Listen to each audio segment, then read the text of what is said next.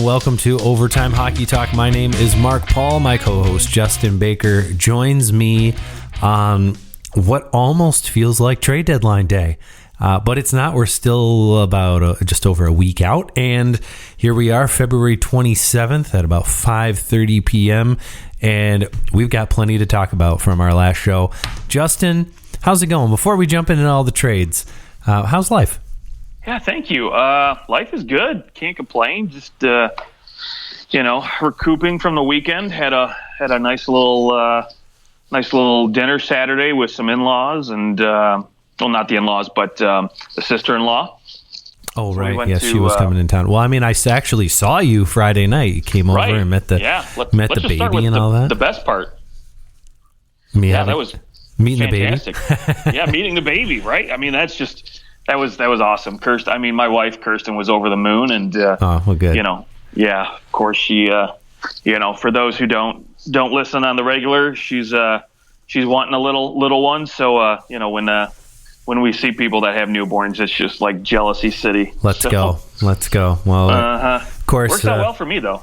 At some right, exactly. Well, at some point, I'll bring you a meal when you have a kid. So that's the only way, though. That's the only way I'm bringing you a meal. we see each other when we have kids, and that's it. The rest is on Skype. All right, you had a child. I guess I can. Oh, you're getting married. I can come to that. Well, I mean. Tons of stuff has happened since we last spoke. Really, the trade we focused on just last week was that Ryan O'Reilly deal, and since then there has been a slew of trades. I think about around a dozen deals have been made, and as far as significant moves, I mean, you're looking at quite a few significant moves that have been made since then. So we're going to just break them all down. And I know that I said we were going to start with that Dmitry Orlov trade. Just thought I'd throw it in there to start the show. Shea Weber does go to the graveyard for LTIR. He goes to Arizona Coyotes. And Nikita Zaitsev goes to what may have become the new graveyard. That's the Chicago Blackhawks. Along with a second round and a fourth round pick from Ottawa, basically a pure salary dump because Ottawa gets future considerations in return. So the two salary dump moves right there, which I think will provide some context for what should come up here probably by trade deadline day. So let's get to the Dmitry Orlov deal. This was February 23rd, just 4 days ago, Friday, Thursday.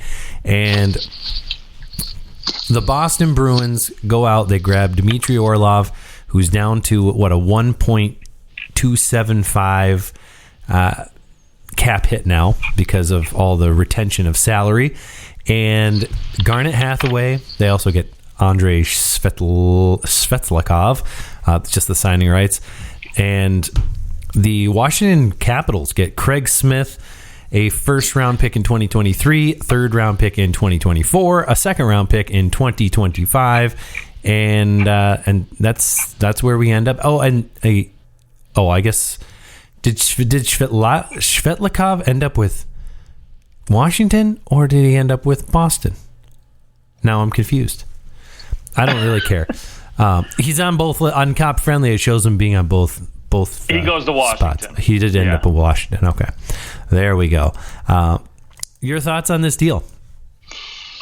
Yeah, I mean, look, it gives Boston another big piece on the D core, right? I mean, last year their big acquisition was Hampus Lindholm, and that turned out pretty well for them. And I think they get a bona fide top four defenseman in Dmitry Orlov. He was the main piece in this whole equation here. And, Craig Smith going the other way to help clear some cap too. But, listen, for a first, second, and third round pick, you get a top four defenseman who, in my mind, is still a bona fide top four guy who can move the puck, but is really solid in his own end, and somebody who should make that top four very, very scary because he could pair up nice with Charlie McAvoy and let him do his thing, and he can be the rock stay-at-home guy, and I think this is going to work out well for Boston. I mean, for their system, they like to play a little grit, a little sandpapery, and he should fit in hopefully very, very well with this team. And on the other end, Garnet Hathaway is going to be a great depth piece for them at the forward group. I think we know that their top 9 is going to be pretty good, but that bottom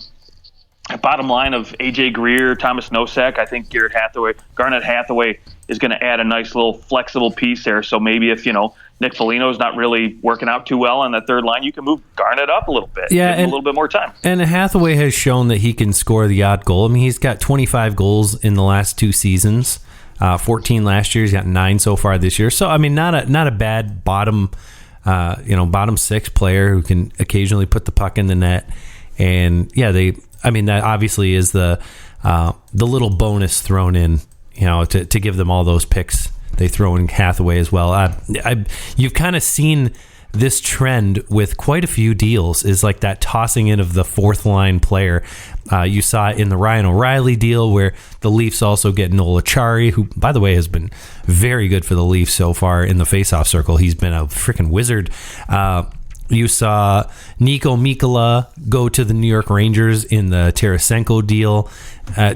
This seems to be what a lot of these teams are doing. They're going, well, we're going to make this move for whichever main player is involved, but we also want some depth as well. So it probably saves teams the time, the trouble, and maybe you're able to kind of squeeze it in a little bit easier when the deal. You're not trying to do this with another team. It's all in one deal, and it probably makes that portion easier.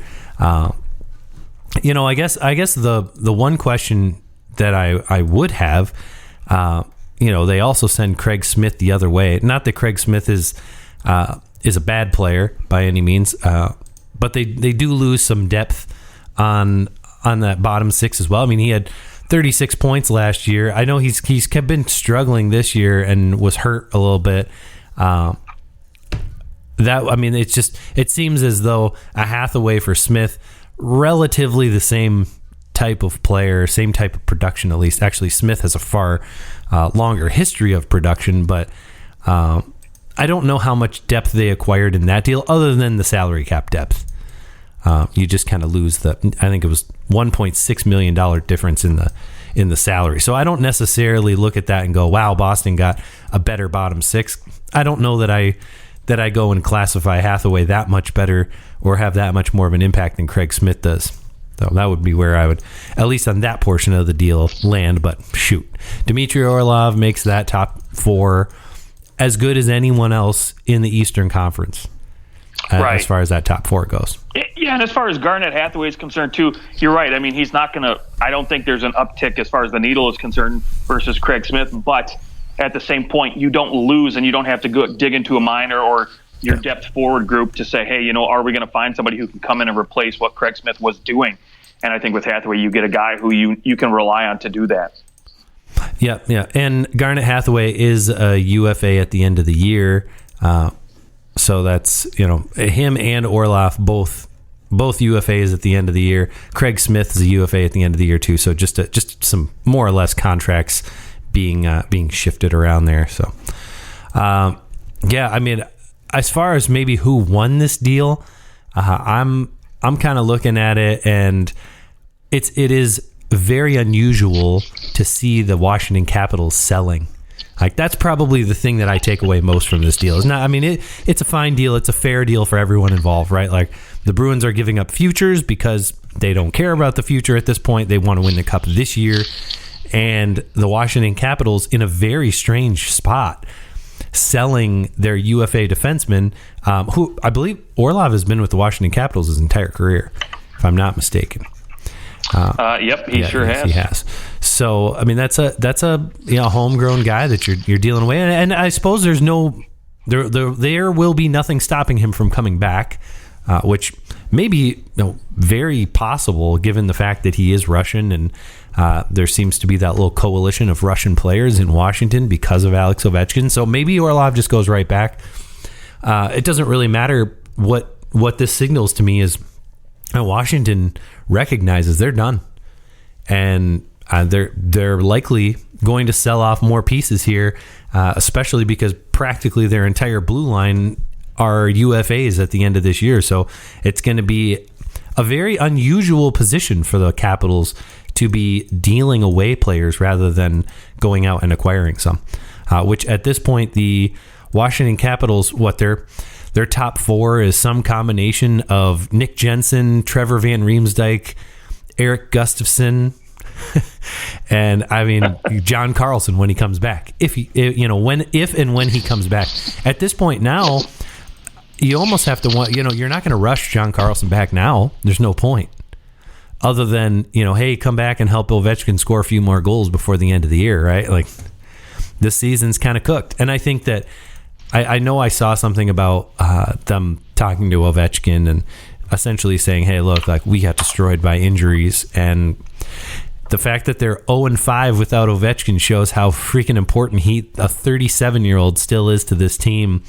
And I mean, even if he had played in those games, that's maybe 6 points going the other way, which is crazy to think. 6 points puts them in a playoff spot. So, I mean, it's not as if anyone's blaming Ovechkin.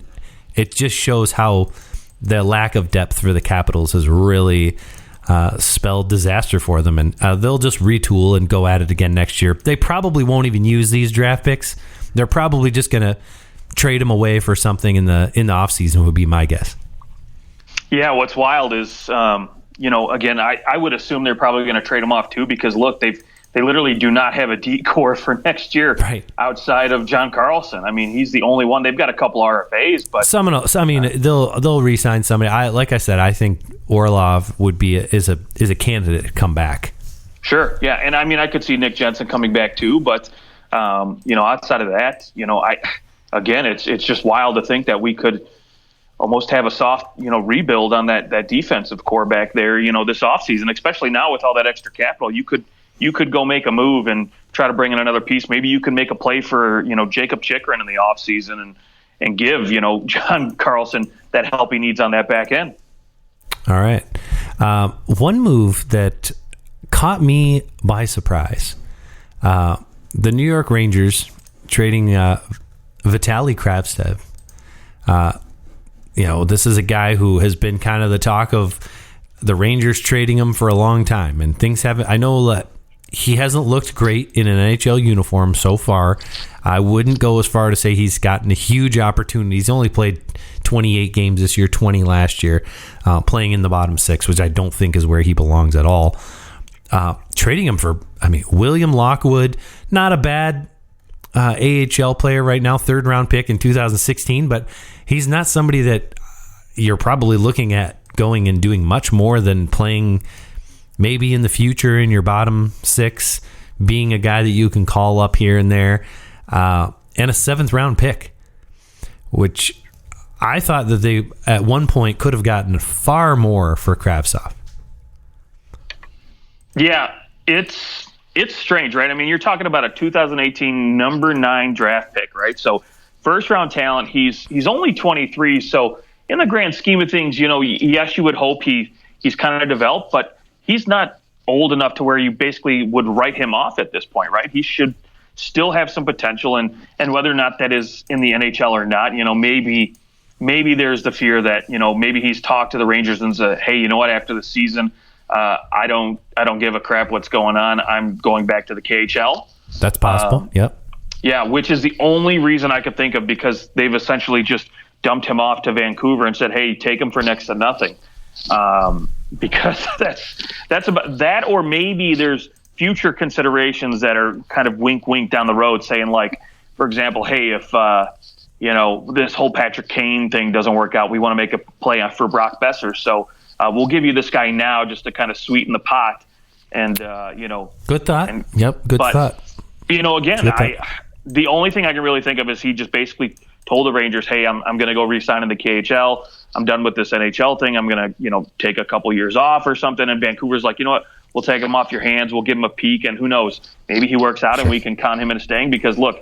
I'm looking at Kuzmenko going, there's another Russian. Exactly. That has succeeded coming over from the KHL. And certainly they would have at least played against each other in the KHL, so they would be familiar with each other. It just seemed very odd. I feel like it was about a year ago, people were talking about, like, the Rangers wanted a first round pick for him.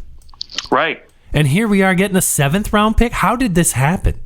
And to some extent, it has to be has to be on Chris Drury. I mean, he sold about as low as he possibly could have on this guy, and obviously was asking too high of a bill a year ago, and here he is probably just needing the $875. I don't know, or needing the roster spot or something, but just trying to rid their hands of him. So anyways, he goes, and that to me is the most head-scratching deal of this entire show, because I just can't believe that a player that was being talked about being traded for a first-round pick didn't even fetch a sixth-round pick.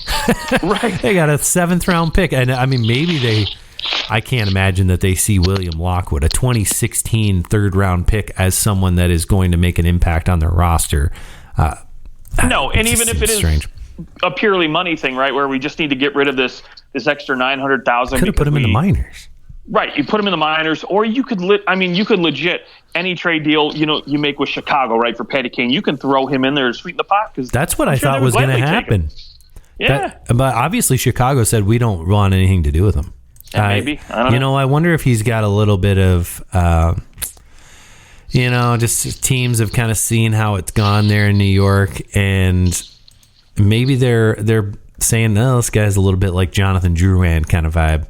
Although at least Jonathan Drouin had a monster season, so he had something to back up what he was, kind of selling. Drouin had like 53 points the year before he got dealt from Tampa. So it's not as if he was just a garbage player. He scored 21 goals, and he had a lot of promise coming out of the minors, and I think he played with Nathan McKinnon too. So he was kind of looked at as a guy who could potentially. Yep. I mean, he was coming out of the draft. Play for the Moose, yeah. Similar production as Nathan McKinnon in the minors, so you think he could get it together at some point, but I don't know. Yeah, interesting. All right, well let's move on to the next deal, and the one that really I actually had no idea it happened, and then when I have Nino Niederreiter on one of my fantasy teams, and he was on IRNA. I was like, what in the world is IRNA? What happened to him? And I thought maybe he'd some personal problem. How they can you leave for a little while, a personal deal, and I looked, it was like, oh yeah, after his trade with the Jets, blah blah blah. I was like, wait, he got traded to the Jets? I somehow missed it. So Nino Niederreiter dealt to the Winnipeg Jets, or from the Predators, for a second round pick in 2024, going to the Predators. Your thoughts on this one? Yeah, I actually really like this move for the Jets. I think this kind of shows them a little bit of, say, hey, you know what, we're making a push here. I think we're a legit contender, and we're gonna get you some help. I mean, look, you can get a top 6 winger here for not even having to waste a first round pick. Yeah, I mean that's a pretty dang good move, and especially with someone with term at an affordable price, right? Because at $4 million for a guy who puts up this kind of production typically in his heyday, you could easily move him again if it's just not gelling, right? It's a contract you could probably find a way to move at some point. Yeah. Versus like a $7-8 million deal like JVR's, where you only have so many teams that can really afford to take on. And you're going to have to eat a bunch of it. Yeah, this is. I mean, right. I love the deal for Winnipeg because he has another year left on his deal, and that is always something that it's a pretty regular trend for the Jets trying to acquire players with term, because let's face it, Winnipeg is not exactly the destination point of most players across the NHL, so they try to get players under contract. I like the deal for Nashville. It's really, it's kind of one of Poyle's last moves here, as he's done a few other things since here, but as we know, David Poyle retiring and giving way to the Godfather over here, the other Godfather. Oh my gosh, why am I blanking on his name? Barry Trotz. Barry Trotz. All I could think of was his lack of a neck. And that was always my buddy lived in Nashville, and that was always the joke, was the lack of neck. And one of our friends would do it a Barry Trotz impression. That was just distasteful. So we won't go any further, but that's all I could think about was like, damn it, what is his name? Yes, Barry Trotz taking over as the GM. So there you go. Winnipeg, ironically, Winnipeg benefiting from that after they desperately tried to get Barry Trotz to come coach for them over the summer, and he ends up becoming the Predators' new general manager. So I like the move for both teams, and it does signal hey, Nashville has finally figured out, yeah, we're not very good. We got right. I mean, and it only took Ryan Johansson going down to do it too, right? I mean, True. Yeah. They're at this point. It's smart to just go. You know what? Let's go. Let's jump all into trying to get as low down here as we can and get as good of a pick as we can. And you think too at this point, right? You've got Philip Forsberg at 28, Matt Duchene's on the wrong end of 30, and yep. if you're going to make a play and just do a quick retool, man, now's the time to do it, because you wait a few more years of a few more years of mediocrity, and all of a sudden Philip Forsberg is on the wrong side of 30, and Duchene and Johansson and these guys are out of town, and you don't know what you got. So yeah, it'll be interesting to see how Barry Trotz formulates this roster. Thinking, the type of coach that he is, obviously a very defensive heavy coach. I wonder if John Hines is the long-term solution for him, being that, did John Hines replace Barry Trotz? No, somebody else was there. Peter Laviolette was there in between, right? That's who replaced Barry Trotz. Yep. And yeah, it'll be interesting though to see, does he go back to more of that defensive style of hockey, or where are we going with this with Barry Trotz? It'll be fun because obviously know Barry Trotz well as a coach. We've been watching him coach in the NHL for 20 plus years, and here we are. He'll be a general manager, so it'll be fun to watch that happen. And I wonder now how much influence is he having over these deals moving forward too, because I don't think that David Poile's just purely stepping aside today. I don't know. Did you see anything about a date when that was officially handed over? No, I haven't read anything about that. Just that he's going to be a quote-unquote consultant. Yeah, okay. Through the end of the year, probably, and then come the draft, he'll probably be the one making the decisions, would be my guess. But let Barry Trotz pick his guys, I'm sure. Yep. My guess is that John Hines will be on the old chopping block there, and we'll see what goes down. Let's keep on scooting because we got lots more moves. This is weird. It really does feel like trade deadline day, where we've got 12 moves to talk about over the course of like 2 days. Evgeny Dadonov goes to the Dallas Stars for defenseman Denis Gurianov to the Montreal Canadiens.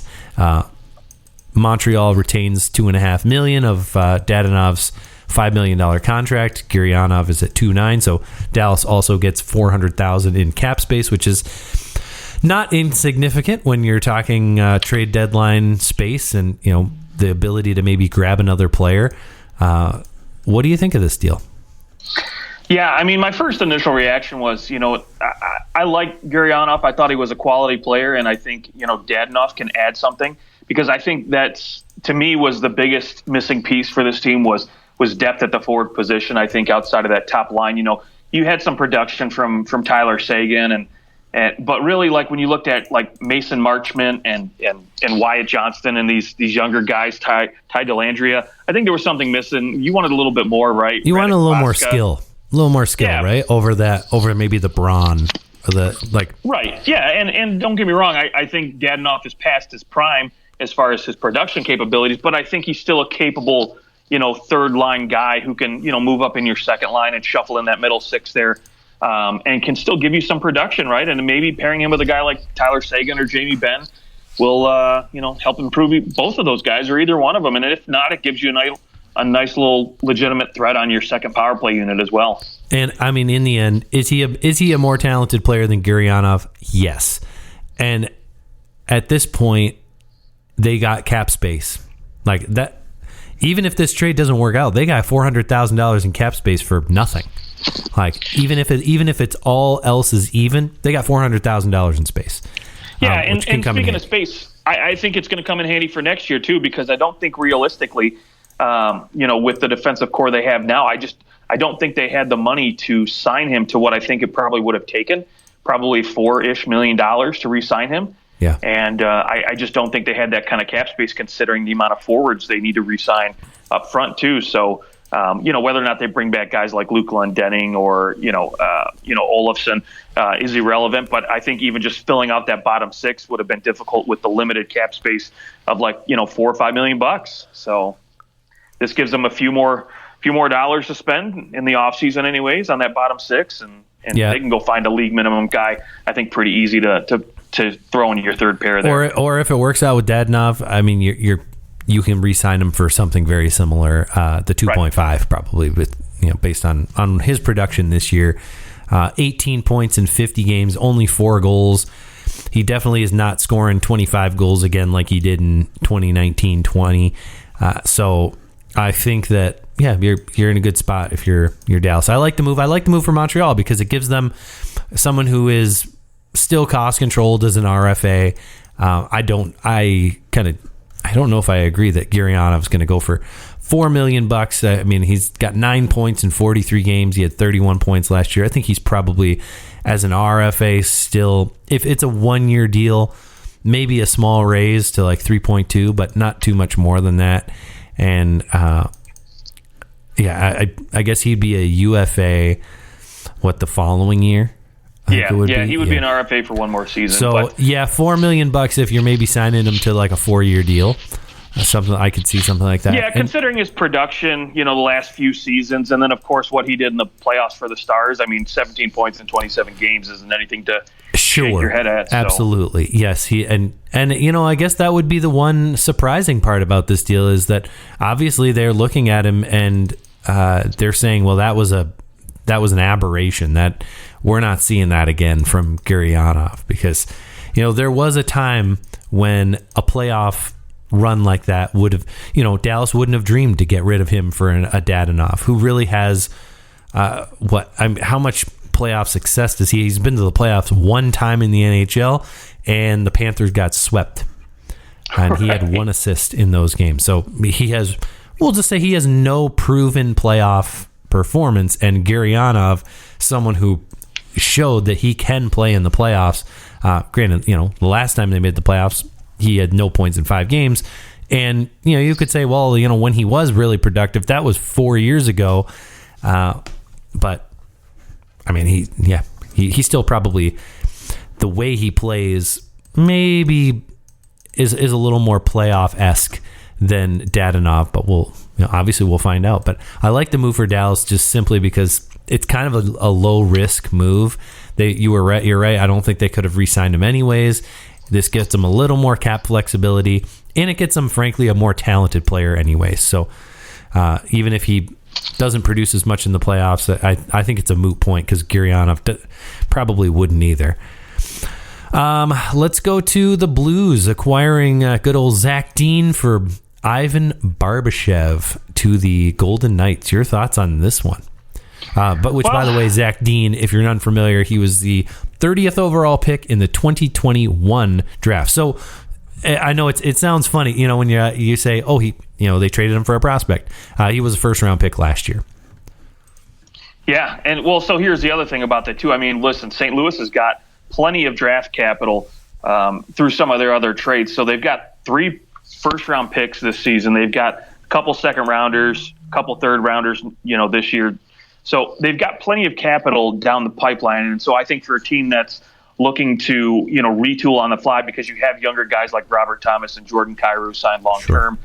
I think this makes sense because now you get a guy who potentially could be a nice fit in your middle 6 is where I think, most scouts have seen this kid fitting in. And so, I don't really know the book too well on Zach Dean and where he might, fit in long-term, but look, he could potentially work out to be a quality player. I mean, if you get picked in the first round, there's a good reason for it, right? I mean, teams typically see you as a potential top 6, top 9 guy in the future. And you're a year ahead in your development, right? Like that's a big plus for a team like St. Louis who isn't looking for someone to be a middle 6 guy in 2027.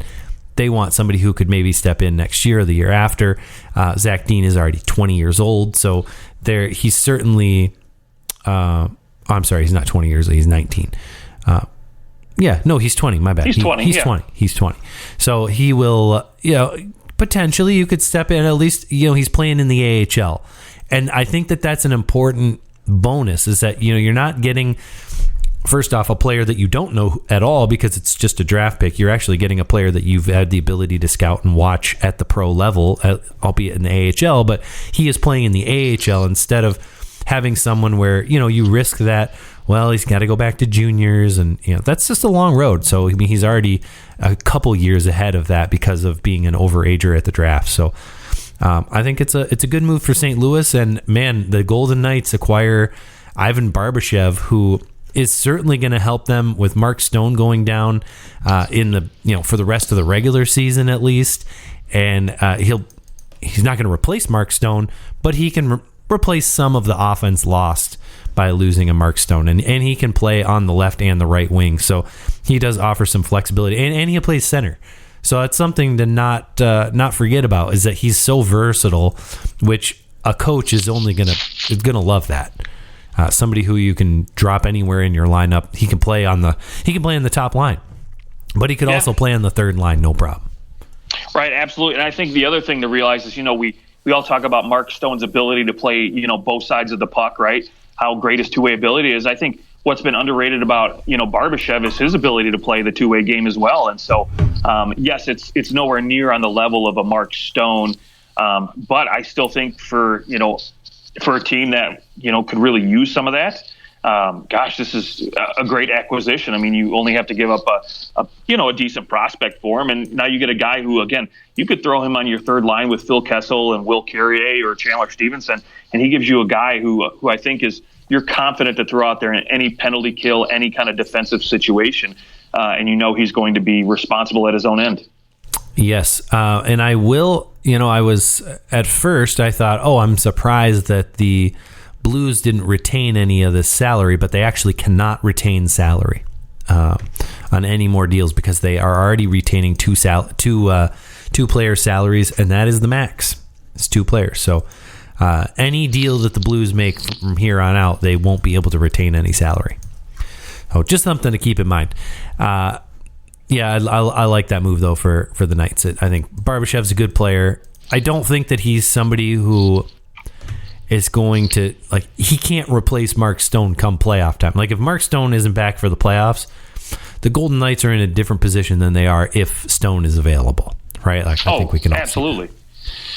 Yeah, and to touch on St. Louis and retaining salary, I think the other thing this does with that $3 million coming off the book is it opens up a few more dollars for the Blues to potentially say, hey, we'll third party, we'll be a broker, on another potential deal, and maybe get another, third, fourth round pick. Well, they can't. Something here.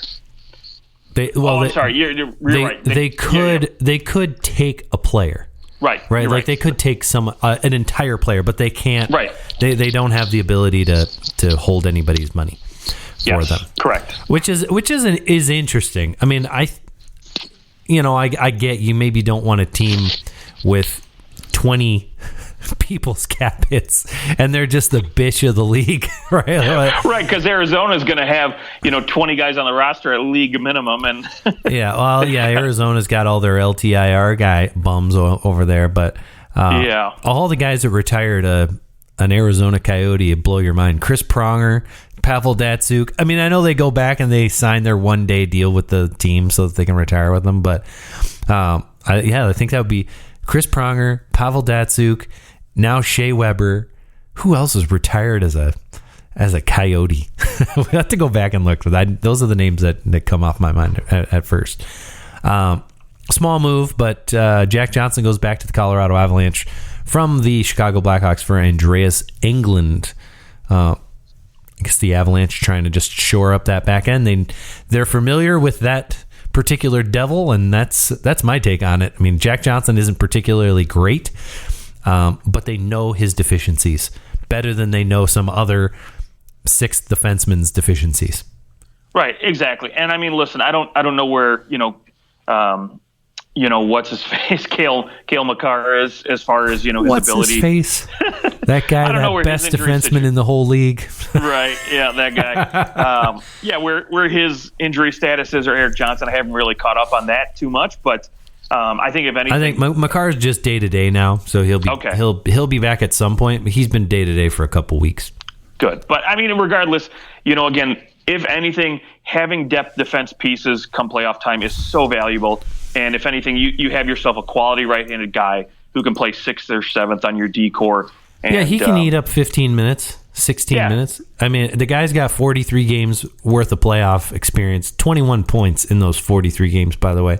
And who knows? Maybe Colorado's cooking something here with Samuel Girard maybe leaving and, maybe making a big play on a big player or something strange like that down the road, right? Because this could be one of those kind of moves too. But I would probably put my money on being just a depth piece. Yeah. But. Yeah. Okay. Well, let's go to the move up next is probably I can't tell you this for sure, but I'm going to say that this is the most pieces moved in a trade in the cap era. I'm pretty confident in that. I believe it. The Devils and the Sharks in the Timo Meier trade, they dealt. So 4 players were dealt back to the Sharks, and 5 players were dealt to the Devils, along with 3 picks to the Sharks and a pick to the Devils. So all in all, that's what 6, 12, 13 pieces that were dealt in this deal. I can't remember the last time 13 pieces were exchanged in one deal. So yeah, we'd have to probably go back a few minutes on that. If I'm wrong, find me the deal. I would guess that there has been bigger trades pre-salary cap, but not post-salary cap. Yeah. But, okay, so let's go through the deal. The New Jersey Devils acquire Scott Harrington, Timo Meier, with half of his salary kept by the Sharks. That's $3 million. They get prospects Zachary Emmond, Santeri Hataka, Timur Ibragimov, and a 2024 fifth-round pick that belongs to Colorado. The Sharks get Andreas Johansson, who was actually sent to the minors, but is a decent depth piece probably for the Sharks, not for a bad team, not for a good team. So my guess is they'll call him up and he'll play somewhere in their bottom 6. Fabian Zetterlund, Nikita Okhotiuk, Shakir. Oh man, I'm going to butcher his name. Makhabadalan. Man, why is this trade also the most insane names for a white male to pronounce from America? 2023 first round pick, 2024 second round pick, and a 2024 seventh round pick. I like that the Sharks were like, damn it, we're not doing this deal without your 2024 seventh round pick. And the conditions are, if the pick is a top 2 selection, New Jersey will transfer their own 2024 first round pick instead of 23. Although I don't know how in the hell that would happen. How would this 2023 pick become a top 2 selection? New Jersey all of a sudden completely tanks after this deal and misses the playoffs. The other condition, if New Jersey makes the 2023 Eastern Conference Final and Meier plays in 50% of the games, or they make the 2024 Eastern Conference Final, the pick becomes the 2024 first. Wow. Also, if the 2024 first is a top 10, New Jersey has the option to instead transfer that to 2025. One more stipulation: should New Jersey transfer their 2023 first to their 2024 first, as it is top 2 protected, and they make the conference final in 2024, San Jose receives their first in 2025. There you Confusing have it. enough for you? There you have it. Lots of stipulations. I'm really, really baffled as to why they were like, well, just in case we end up with the top 2 selection. How the hell would that happen? Not only would they have to miss the playoffs, they would have to, they could win the lottery if they miss the play. Like right now where Buffalo sits, 1 point outside the playoffs. They could not, if they won the lottery, they would not have a top 2 pick because you can only move up. What is it? 7? Is it 7 slots that you can move up now? I can't remember the limit, but there's a limit as to how many slots you can move up. You can't go from 16 to 1. I think it might be 10 or 7. But you'd have to be in a top 10 worst teams in the league. And right now, New Jersey's sitting at 3rd best. I don't understand why they had to include this stipulation. It just seems stupid. But anyways, it's in there. Your thoughts on this deal? Boy, I mean, I'm glad it was finally done. That's my first thought, because I think really for the last couple of weeks, I think New Jersey was really the front runner to the team I suspected, similar to like how everybody's pegged the Rangers as being the home for Patty Kane here soon, right? I think Timo Meier and New Jersey just made sense from the standpoint that, hey, they've got to be willing to re-sign him, or at least be willing to offer sheet him at $10 million, and there weren't too many teams that could afford to do that. So, to me, it made sense. So I'm glad it finally got done. And so now what I look at least from a standpoint from the Devils, is now they have a legit guy to put up there with either. I mean, you could put him with Nico Hischier if you want to do a Swiss connection thing, or you could literally put him with Jack Hughes if you want to give Jack Hughes some sandpaper, somebody with a little bit more grit, a power forward guy who I think honestly might play a little bit better for Jack Hughes' style of play than Nico Hischier's. But, hey, if anything, now you have a legit top nine if you're New Jersey at that forward group. I mean, you put Andre Palat on your third line with Eric Haula and Dawson Mercer. That's kind of scary. And Mercer's kind of coming into his own right now. Right. Yeah. And I mean, again, when you've got the playoff experience of a guy like Andre Palat and Eric Haula there, I think now you've just got younger guys mixed in with a good group of veteran. I think there's just a good mix of players here on this forward group for the Devils. And so if they can, if their defense can keep it up and Beneček, keeps holding that net down, I mean, they're going to be really scary come playoff time because they can roll three lines at you all day long. Yeah, I mean, they've got a legitimate chance to end up in that Eastern Conference final. They have to get through the Metro, so you're probably talking they got to get through the Rangers, and then they got to get through Carolina. And the betting numbers came out too. Gave them the third best odds to make it to win the Stanley Cup. Oh wow, okay. Well, Vegas likes them. Yep. And probably that trade didn't hurt the odds makers going, oh, people are going to be betting high on this team right now. Just to go back into the trade, the three prospects that the Devils acquired, they're all 6th round picks made in different years. Then they also get that 5th round pick that is Colorado's. The prospects that go to San Jose, Fabian Zetterlund, he's a 3rd round pick in 2017. He's having a solid year with the Devils. He had 20 points in 45 games, so he's certainly he's already there. He's going to play for the Sharks right out of the chute here. Nikita Okotiuk, he was a 2nd round pick in 2019, and he has really yet to crack the NHL. He played 10 games this year for the Devils. He scored once. Played five games last year and had 2 points. But the 2nd round pick, and then really the most important prospect set in this deal was Muka Badulin. Shakir. Much easier. First name Shakir. He's playing in the KHL, but he is expected to be a really good top 4 defenseman. Someone that will probably, next year, he was drafted first round in 2020. It's expected that next year he's going to come over to the NHL. So San Jose gets a couple legit guys who can play really quickly, and then maybe 2 first-round picks as well. So you're talking 3 first-round picks, a 2nd-round pick, and a 3rd-round pick for Timo Meier. They got a great haul for Timo Meier, and not that I'm surprised. He's a very good player, but man, did they paid out their ass for Timo Meier, and they certainly could. Their cupboards are full. They haven't made a move like this in a long time, but they paid a heavy price for Timo Meier, who frankly could only be there for another year after this. He could walk. And that may be a scary prospect for Devils fans. Now, if they go win the Stanley Cup, who gives a crap? Do I think the Devils are going to win the Stanley Cup with their goaltending? No.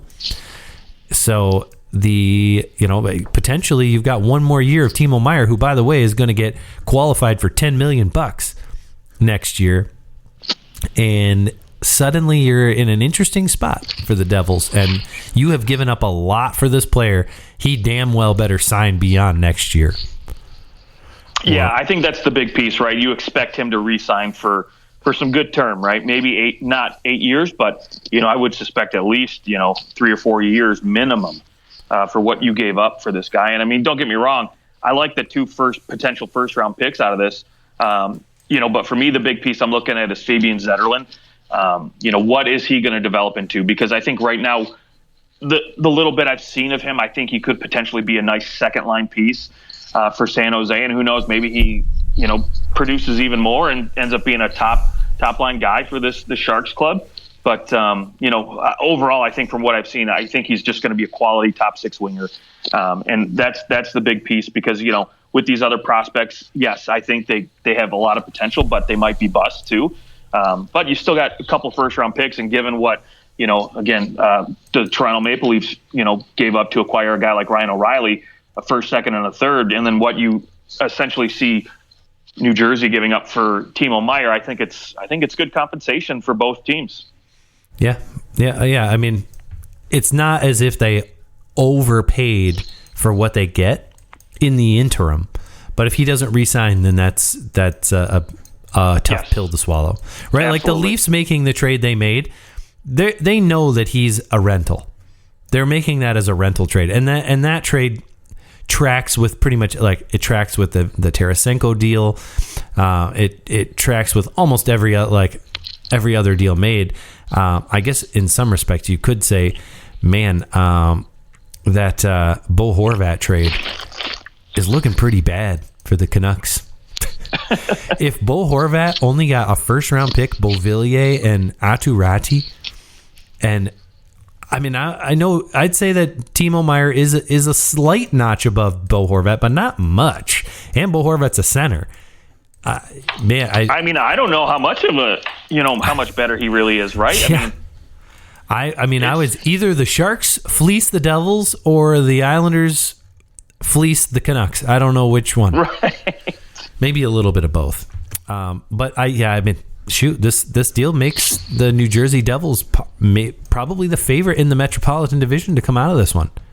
Until the Carolina Hurricanes make a move, right? That's what we're waiting on. The Hurricanes have been pretty quiet. They're running out of players to fleece. Also, the Patrick Kane likely to the Rangers. That certainly tips the scales that direction too. It'll be fun to watch how this all works out, especially because they do have 3 or 4 games before the deadline, so you can kind of see what you have here a little bit, which is a benefit of doing these deals earlier. Is you can go, okay, yeah, this is working out, cool, we don't feel like we need to go out and grab another forward or something. I don't know if the Devils will be done, but it certainly looks like this is probably their big move. Usually these teams go out and grab some little depth guy later, but this will be the Devils' big move. Back to the Nashville Predators, who have made lots of moves here. I know I said that Devils-Sharks deal is the most players that I can remember post-cap dealt in one, players and picks. I think that this Predators-Lightning deal for Tanner Jeannot might be the most items going back the other way for one single player that I have seen. For one player, Tanner Jeannot, for Cal Foote, a 2023 third-round pick, fourth-round pick, fifth-round pick, a 2024 second-round pick, and a 2025 first-round pick that is conditional, a top 10 protected. So a first, second, third, fourth, and a fifth-round pick, and Cal Foote, who is I know he's a first-round pick several years ago, 2017, but shoot, Nashville got a lot for Tanner Jeannot. I'm impressed at how much the Lightning had to give up for, a guy who's putting up 5 goals in 56 games. Yeah, this is I don't know. I think I think they overpaid like no one's business for this guy. I mean, don't get me wrong. I like Tanner Jeannot. I think he's a quality third line player. He's shown, last year he's shown he could really produce. But obviously this year the offensive production has slowed down. But what hasn't slowed down is the hitting. The goals have slowed down big time. Yeah, the hitting has not slowed down at all. This guy will play that really gritty block shots kind of style that I think Tampa Bay really likes for their bottom lines here. And so, again, I don't know if maybe they're concerned about, Corey Perry, Belmar, what these guys are going to do during, getting up there in age, what these guys might do in the postseason. So they go out and find somebody who's a little bit younger to come in because, again, Patrick Maroon, 34, Corey Perry, 37. So these guys, might not have the wheels to go a full, 24, 21 games, however long it takes you to get there. Well, they're not going to play more than 5. So. Yeah. Oh boy. Yeah. So Tanner Jeannot is that guy. And then again, that's the thing with the Lightning. I think they wanted to overpay because they wanted to have cost control for next year too. So they can get this guy re-signed, I think, at a low cost, which is ideal for them. But for me, I mean, gosh, I know last year, right? Or maybe it was earlier this year, I heard that, the asking price for Tanner Jeannot was going to be 2 first-round picks, which I would think anybody would have been crazy to pay for, especially because he's not re-signed yet. Yeah. And he doesn't produce, offensively like he has last year. Maybe if he had been producing, on a pace similar to last year, yes. I could a 40-point season, yeah. But right now he's on pace for about a 20-point season. Exactly. But I guess Tampa Bay is looking at him going, this is our Tom Wilson. This is a guy we don't have. We don't have a Tom Wilson, and most teams don't. And he can certainly give you an edge that's different than any other player, and probably honestly something that they lost when they lost Blake Coleman, Barclay Goodrow, when they lost that third line, and they likely felt that yes, they went out and they grabbed Nick Paul, and he certainly was a good addition. He won them the series against Toronto in that Game 7, but my guess is they felt like they hadn't fully rebuilt that third line, and Tanner Jeannot, Nick Paul together on a third line is going to be somebody's going to get hurt on the other team. That's just, And so here's what I was thinking about that too, because I looked at what, we all know it's going to be Tampa, Toronto, that first round series at this point. And so when I looked at what Tampa or Toronto did by going out and acquiring Ryan O'Reilly, a guy who's going to bring a lot of grit, a lot of good defensive, just hard on the puck kind of player. I think this was their counter move to say, hey, we've got a guy that's going to be hard on the puck too.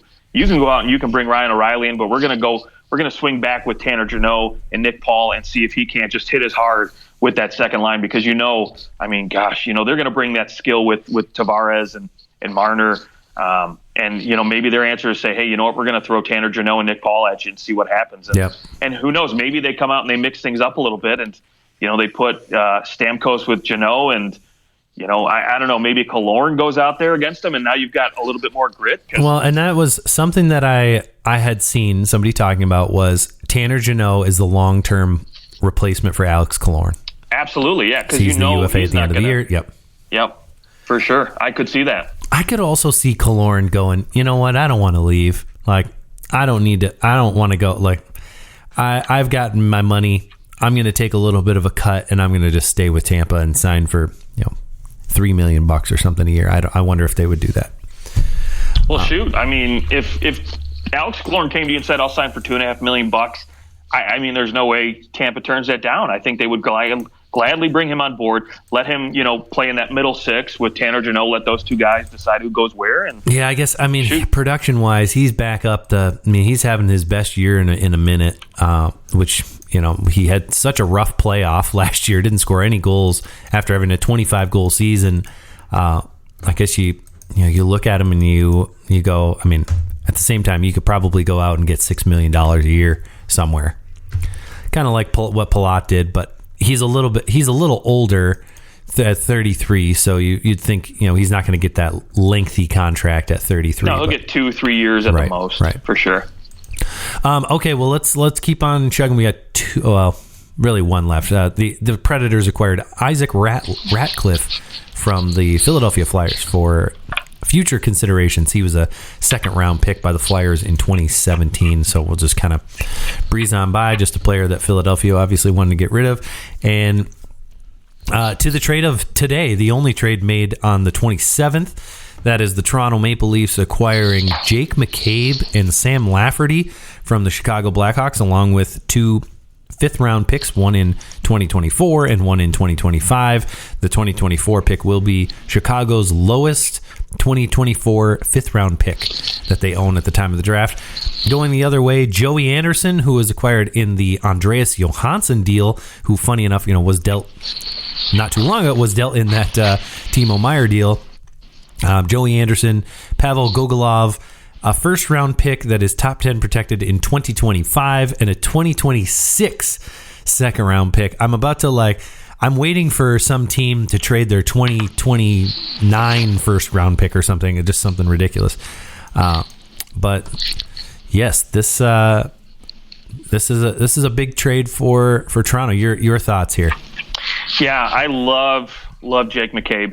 If you look at his underlying numbers, especially for those analytics lovers, for what he's been able to do in Chicago, oh my goodness, has been fantastic. And so, he goes to a team like Toronto now that has the offensive firepower, a little bit more depth on defense, and so now he's been on the ice for 51% of Chicago's goals.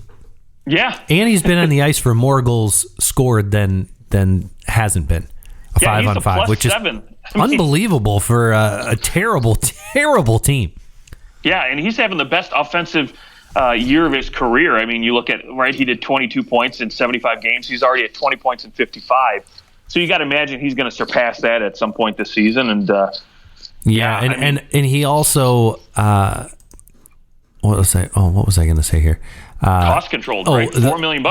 Yeah, well, $2 million. Well, yeah, for they ate half his deal. So he's only the Leafs cap hit is only $2 million for the next 3 years.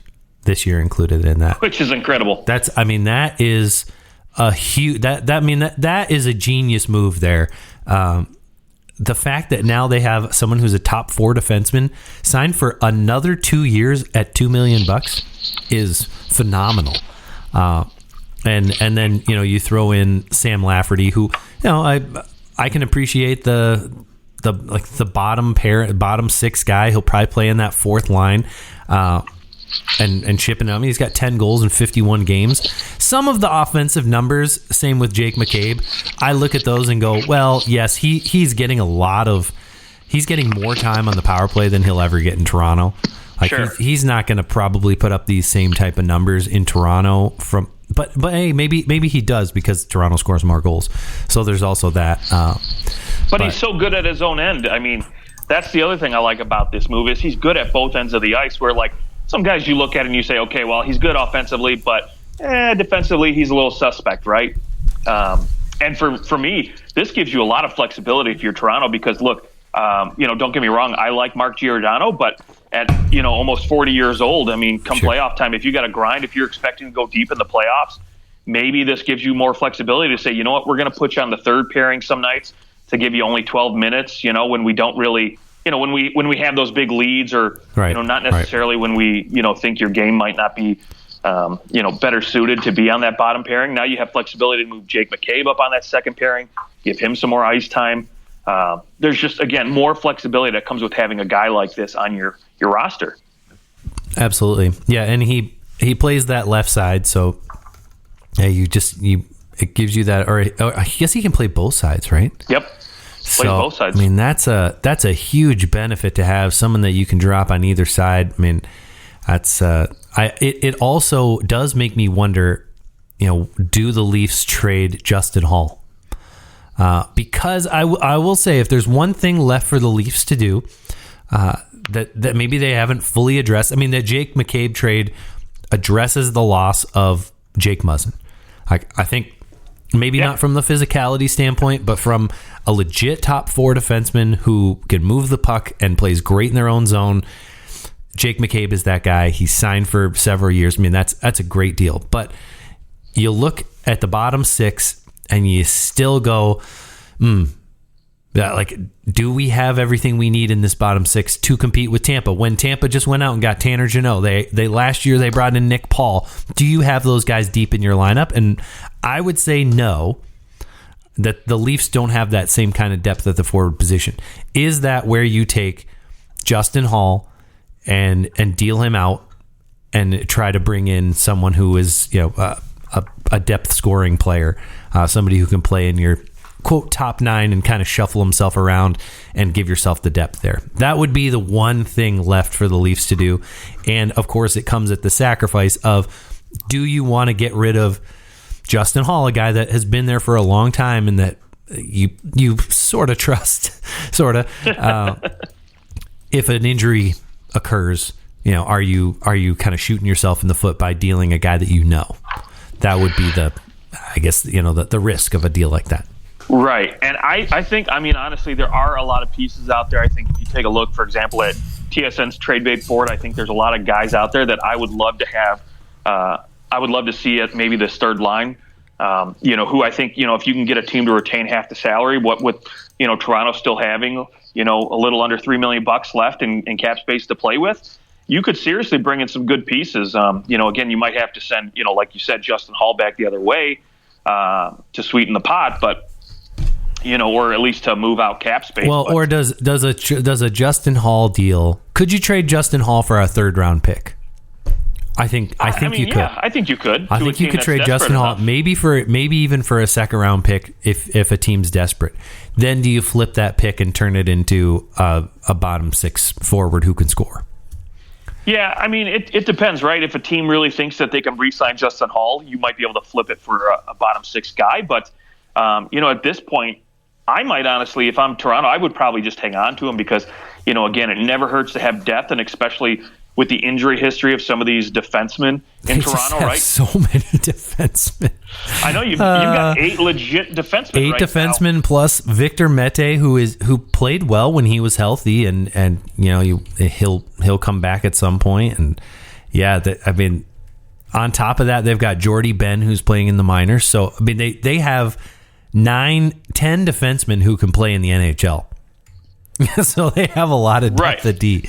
But maybe you think you can go out and get a guy like Nick Bustad or Gustav Nyquist to come in and help, really just shore up that bottom six a little bit more. Nyquist would be nice, yeah. Yeah, again, but what do you have to might trade? have to move. Yeah, you might have to move Hall for purely money move from a money perspective. But gosh, I don't know. Maybe even a Max Domi. Right, here's a guy who I think is going to get moved at some point, and I think he would look nice on that third pairing as well. Leafs fans love to have Max Domi just to get a Domi back in a jersey. He'd have to be number 28. 100%. He'd have to be. It would be a requirement. All right. Well, that's all the trades that we have so far at this. I don't know. There was another one that happened today, by the way. Oh, there was. Did I miss one in here? Well, I refreshed my page and it popped up. So, well, let's get to it. I'm going to refresh my page too. Oh yeah, there we go. Go ahead. You saw it first. Yeah, Riley Stillman, Buffalo Sabres acquire in exchange from the Vancouver Canucks for Josh Bloom. Riley Stillman again. I think that's just, just a 24-year-old young guy who I think just adds a little bit more depth at the center position. Defenseman. Oh, I'm sorry. Yeah, defenseman. What did I say? Center. Yeah, adding a little bit more defense or a little bit more defensive depth for a team who I think, it couldn't hurt, right? And who knows? Maybe Buffalo's, gearing up for a little bit of a playoff run, and maybe they're not necessarily selling the farm or going out and buying a big piece, right? Because you're not in yet and you don't want to blow a bunch of capital. But maybe this little piece is just to say, hey, you know what? We like what you guys are doing. We're going to give you a little bit of help here on the back end because look, I like some of their pieces back there, but long term, outside of Samuelson, Power, and Dahlin, not and there's not a ton that really excites me, right? So, sure. Again, having a little bit of depth, especially a 24-year-old, 24-year-old, cost controlled for another season and an RFA after that. It fits the scheme that they're working out of. And for Vancouver, Josh Bloom, he's a third-round pick in last year's draft, or the 2021 draft. Forgot what year it was. He's an overager right now in the OHL, and in 40 games, he's got 42 points for the North Bay Battalion. Was traded from the Saginaw Spirit earlier in the season, so he's having a good year in the OHL. His development's going well, so probably Vancouver kind of taking a flyer on somebody who will be ready a little sooner than a 2023 draft pick. So I do like the move for Vancouver. Riley Stillman wasn't moving the needle for them at all. They don't need him. They're obviously looking to get much younger, and it's interesting. Riley Stillman has actually been around the NHL quite a bit. Played for the Panthers, played for the Blackhawks and the Canucks, and now the Sabres. So hopefully he finds a home here in Buffalo. Right. You always feel bad for a kid. Like that's that's a kid, right? Like he's playing for the Panthers, and he was playing for the Springfield Thunderbirds, and then he went to Chicago, and he's playing at Syracuse, and then he played a full year in Chicago, and then a full year in Vancouver. But he's also been healthy scratched and stuff too. So hopefully he finds a good home there in Buffalo. Yeah, that's the thing. When you're moving around a ton too, you can never really truly develop, in my opinion. I mean, you have to learn new systems almost every time you move, and especially if you're moving up and down between the minors and NHL, it just which works. In some respects can develop you a little differently, because you do learn a lot of different systems. So if you're a cerebral guy, that can be to your benefit, but it isn't necessarily to your benefit in the short term. It maybe is as a defenseman to your benefit when you turn. Hey, he's 24, right? Like 25, 26, when those defensemen kind of pop up on the radar that maybe took a little bit longer to develop into a really good defenseman, to go, shoot, man, this guy, look, he played in all these different situations and for all these different coaches, and he's taken the best things, and he's a really good, like, top 4 or even just a solid number 5 defenseman, and you can't go wrong with that. So good move by Buffalo. I expect that Buffalo will do something else a little more significant. But we will see what happens, and until then, I think that's. Do we want to refresh the page one more time? Make sure that nothing else. Okay, I don't think that I've got anything else on here. So, I'm sure we'll have plenty more to talk about. In about an hour, Patrick Kane will be traded, I'm sure. So, if that's the case, I'll just go in and add a little bit to the end of the episode. But I think that's all the. What in the world was this? This is like Thanksgiving to Christmas. It's like, hey, holiday season is here. Thanksgiving's here. Christmas is almost there. So we'll just say this is the Thanksgiving of trade deadline. There you go. All right, Justin. Well, I guess we'll just keep breaking down these trades as they come, and we'll talk to you guys soon. Find us on Twitter at OT Hockey Talk. Justin, any final thoughts for our listeners? Boy, I'm just going to call it right now. I think the next big name to be moved is going to be Mr. Luke Schenn. Just saying it right now. Oh, Luke Schenn. Well, did you refresh your page? No. Yeah. You're going Luke Schenn. I'm going to say next big player to get dealt is I'm going to say it's Brock Besser. Ooh. We'll go Brock Besser. I don't know why. Vancouver just seems like they're busy right now, so I'm going Besser. Okay, and then they'll be pretty close to done. Oh, which I guess that's 2 Vancouver Canuck players. So pick your poison, I guess. Patrick Alvin's going to be a busy man tonight. All right, we'll talk to you guys soon. Have a great night.